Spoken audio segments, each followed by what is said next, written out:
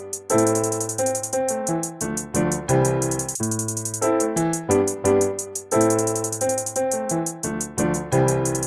everyone, Alex here. Welcome back to yet another TGA series. If you're new here, we appreciate and love new company, so feel welcome. And for more new great videos, subscribe. We talk financial stability, day-to-day events, and the cream of the pie or the cake is affairs of the heart, love. Okay, we are doing a day-to-day event, and this is because I want to address the title of this video. And to be honest, of late I've been networking with so many Nigerian friends. They are warm and I like the connection, and they're supportive. I like the way they approach and how they have this brotherhood thing going. So it was just right for me to address an issue that I felt is kind of ties in between Kenya and the West Africa, in music industry to be specific. So this is the issue on Destination Africa, where Aden Kule was supposed to be performing, and an elite songwriter, entrepreneur, Nyashinski, was also supposed to be performing. Also a big believer of timing, and with all that is happening, I think this is the right time to address this. And yeah, so I don't know if you know this, but mostly when I'm chilling, I like to spend most of my time listening to good vibe music, and West Africa is one of my go-to places. And with the recent drama between the Western African and Kenyan artists had me going. Basically what happened is this: Aden Kule was supposed to be performing in Kenya on that tour, Destination Africa, and Meshinsky, an elite music writer and a very good artist to be precise, was supposed to be like the curtain raiser, or let's say warm up the floor before Aden Kule hit the stage, and this got Nyashinski feeling type away. I believe in his own view he felt underrated, and being one of the pioneers of this industry in terms of Kenyan music, he felt he deserved more, and I feel him from the point of where he's coming from, and this is my take. So for some big artists and big names, sometimes it's often undermining to tell someone to cut and raise and do all the warming of the crowd for someone who's big, who's considered big from his country. But the same story is not reflected back when, let's say that the same artist goes over to their country, is treated in a different way.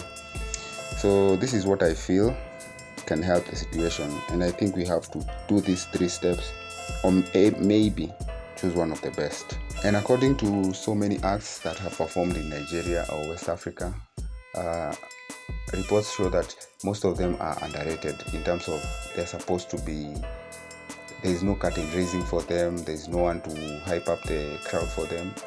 They come in, jump in as the first act, and this is what they don't expect to do the same thing if you come to their country.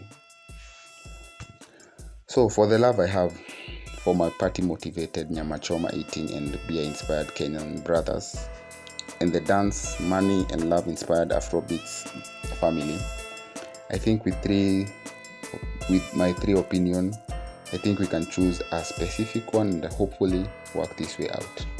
So the first one is equal treatment. Destination Africa concert, which was the show where Aden Kule Gold was performing, would have been the turning point of everything, and equal treatment should have all started there. The reason I'm saying this is because for some extent, artists and comedians had to intervene and bring in order. Eric Omondi, being one of the biggest names in comedy in Kenya, had to storm the place with the same issues of equality, since he has been a victim of the Western African treatment. But if I'm a true brother, but if you're my true brother, at least you should consider me when doing whatever you're doing in terms of treatment and how you carry out yourself around me, because you want the same for me from me. If you're expecting the same treatment from me, you should at least give me that. The second one I think has been in use for a while now. The second one is tit for tat.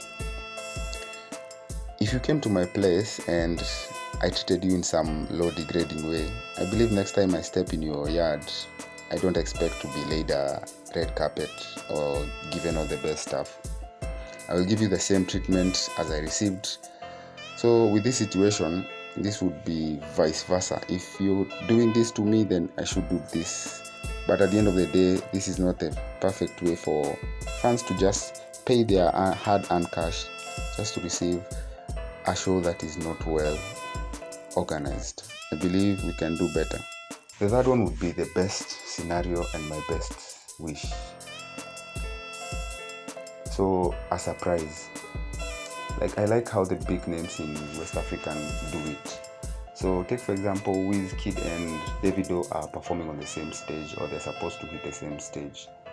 And this is what will happen. So Wizkid will be doing his own thing, and from the backstage, Davido will emerge singing a bit of what Wizkid is doing on the stage, and this transition will be so seamless. So in a situation where Adenkule and Nyashinsky were performing, this would work very easily. So Adenkule would be doing his thing, and in between, Nyashinsky would emerge from the background and maybe practice a bit of this song. Cruising in my phantom, you know we going platinum. A few lines won't hurt that much, and the crowd will be just sharing, the energy will continue being passed on, and I believe this would be the best scenario ever. With this, both parties walk away winners and no harm is done. But anyway, my parting shot and my bonus for today is that if a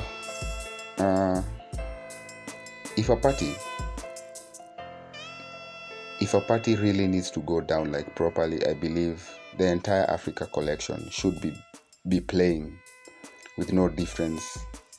It's all love, and no one has to feel like downgraded.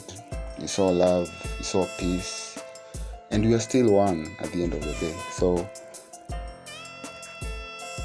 as always, this is the end. Keep watching, keep the love, be honest to yourself. I love you all. Until the next one, peace.